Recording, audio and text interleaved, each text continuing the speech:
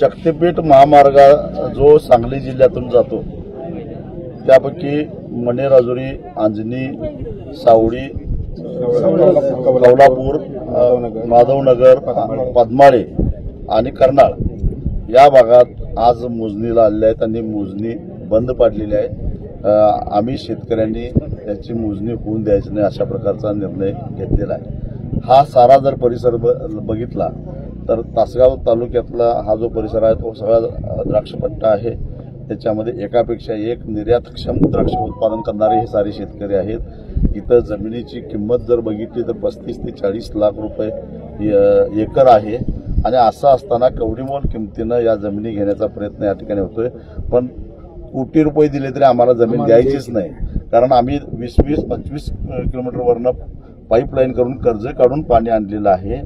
त्याशिवाय 1 एकर द्राक्ष पीक उभा करायला 4 ते 5 लाख रुपये गुंतवणूक करावी लागते आणि मग असं असताना लेखणीच्या एका फटकाऱ्यानिशी जर का कुणी मंत्रालयात बसून आमच्या शेतावरून रस्ता काढणार असेल तर ते आम्हाला मान्य नाही आणि त्यामुळं शक्तीपीठ आम्ही कदापि होऊन देणार नाही। इथल्या ह्या सगळ्या गावातल्या लोकांची भूमिका आहे आणि ती रास्तच आहे।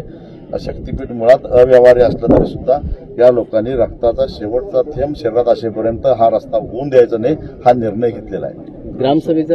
त्याचबरोबर येत्या 15 ऑगस्टला ज्या गावातून हा रस्ता जाणार आहे नियोजित रस्ता त्या गावातल्या ग्रामसभेमध्ये शक्तीपीठ महामार्ग रद्द करावा आणि त्या आमच्या गावातील 1 इंच सुद्धा जमीन देणार नाही